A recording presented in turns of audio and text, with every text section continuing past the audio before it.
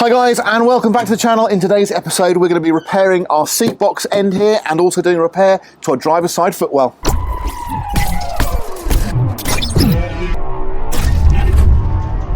So another little job I'm going to do today is remove both of these support brackets, and they're for our second row seats, but obviously we're going to be painting the inside, so as much of this I can get out the better.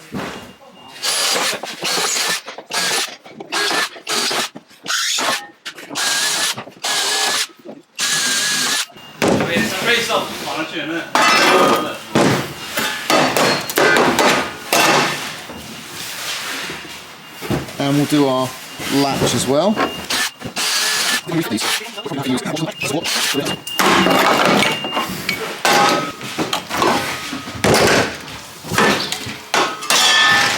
So these bolts here are more than likely going to shear off, so it's just the way it goes, unfortunately. As long as they come out. There we go.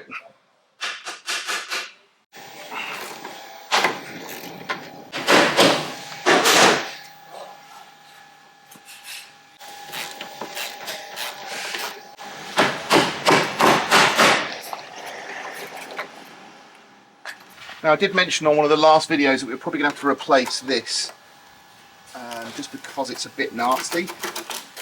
But this end piece here will come out. It's just you've got to drill out all the spot welds. And we've got a bolt here. Let's take this bolt out while we're here.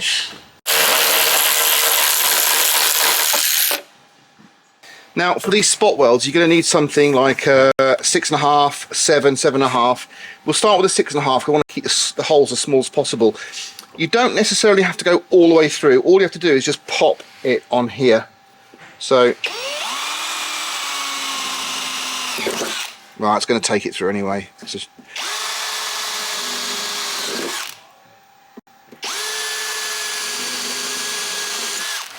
See, you could just do it like that if you can. So same again on the front.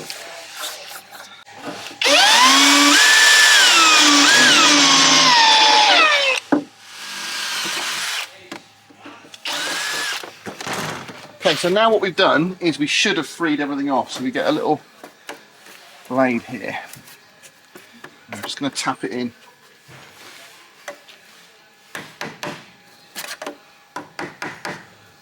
Just opening it up a little bit.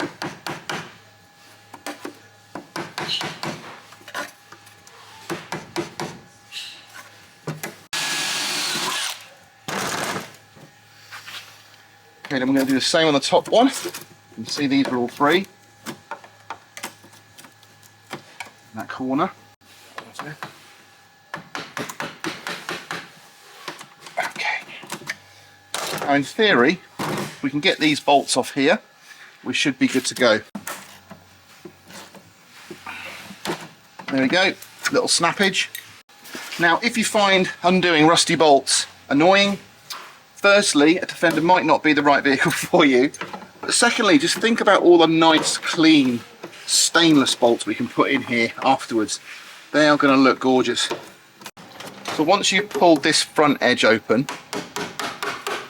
you need to then tap into it because it's bonded on the front face.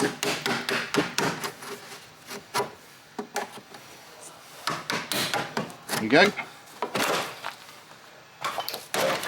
And we're out.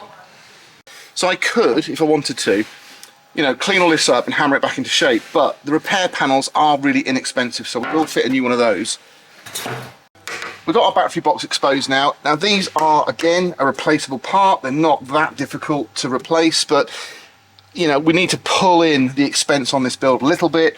So what I'm going to do is actually do a repair. I'm going to cut the lip off this edge.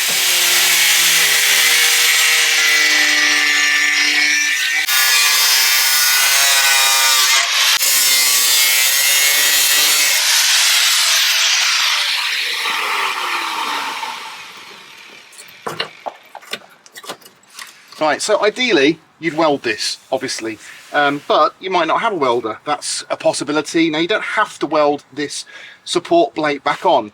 You could just obviously bend yourself a piece of steel, get it all seam sealed, and then you could bolt through this plate and this plate, and it would be perfectly strong enough.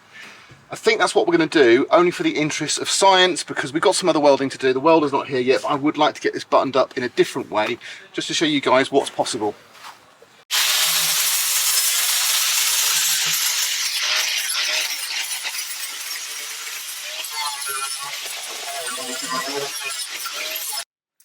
Right, because we've exposed down to bare metal, and we have still got some rust elements in those pitted areas, I'm going to use this Dinitrol corrosion protection. This is a rust converter, converts the rust and it leaves a film over the top. So we're going to do that before we put some paint on there, when we put everything together. So this is great stuff. I'm going to use this on the bulkhead as well, but literally just spray it where we've exposed the metal.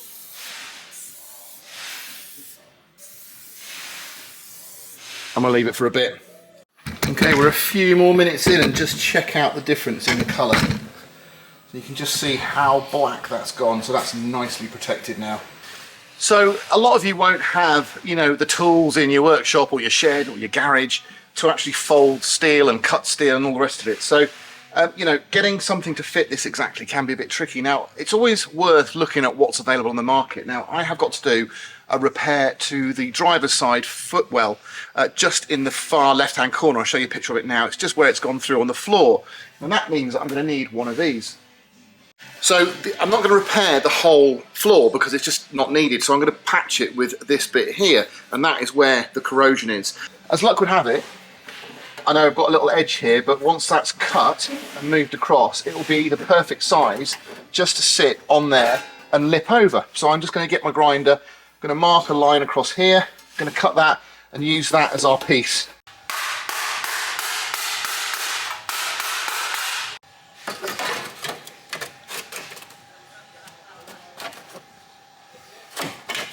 Even flatter.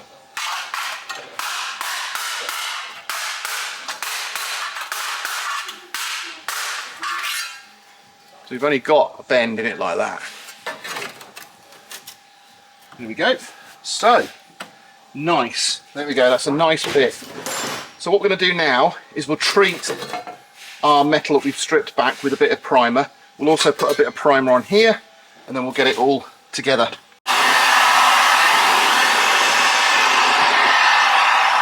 Right, we've speeded up the process a little bit. We're going to offer that into place there. The beauty of doing a hole in the middle means you can adjust it to get that line. Right, we've got our panel all in. We're going to seal it from the back. So we're just going to put some acid etch on this steel, ready for paint. Right, so this is now drying. We're going to go underneath and just put some pilot holes through where our original bolts were in. This corner here has to glide in between those two. So that just makes the whole job a bit easier. Then use your dead blow just to tap it back now.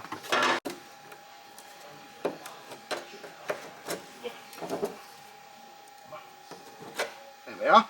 Now what I've done is I've taken a picture here of the other side so I can make sure that I've got all the gaps kind of in the right place, because I want to have the same amount. And I need just to drop something in there to stop it moving. Okay, that's where I want it to sit. At the back here again.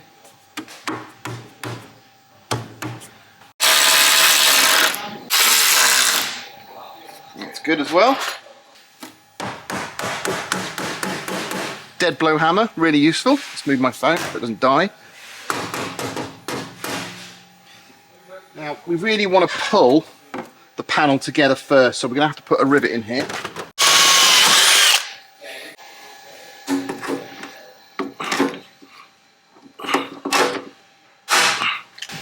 So now we can just finish tapping this round.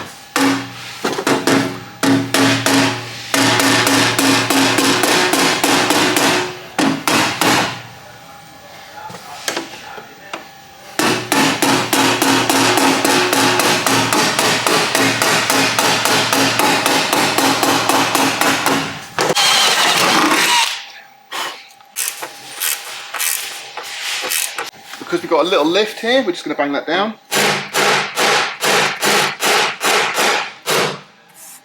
Lovely.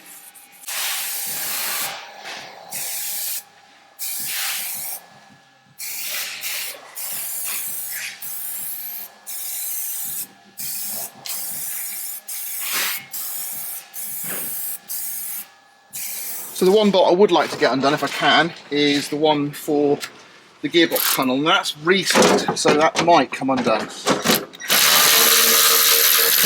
Yeah, look at that. Saved.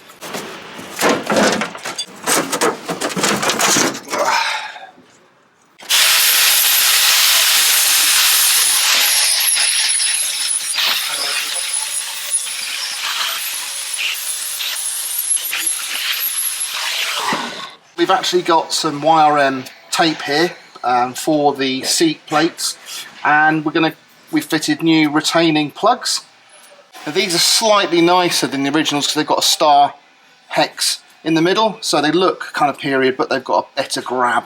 And obviously these bolts are probably going to be temporary, so we'll take those out after paint, replace them with some nice button heads. Done the repair in there, that's welded and sealed, so all we've got to do now is put our plate back in. Right, we've got all our gaskets in now, our YRM tape, which is great. We've got our new fixing plugs in there. I've even got one in the end of the floor plate to go underneath the gearbox. Lovely jubbly. So I'm going to get those lined up first because they're the key ones to do.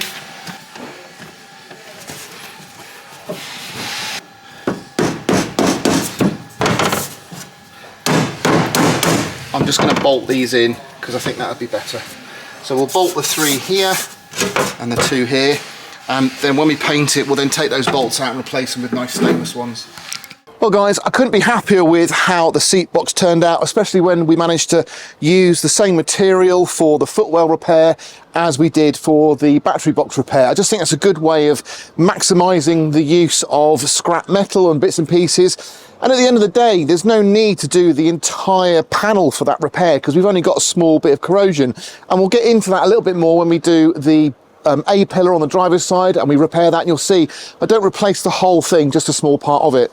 So I hope you enjoyed that video. We're now about to wash and prepare the interior of the 110 for paint, and that is going to be the next video you see. So when you come back end of the week, hopefully you'll see me painting the whole interior with Raptor, and I'll show you how to do it and how good it can look, and we'll also talk about mixing and tinting paints so that we can get the finish we've got here in this limestone white colour that we're going to be doing the vehicle in. So, like I said, thanks very much for watching. If you enjoyed it, please do give me a thumbs up. Don't forget to subscribe, and I'll catch you on the next one.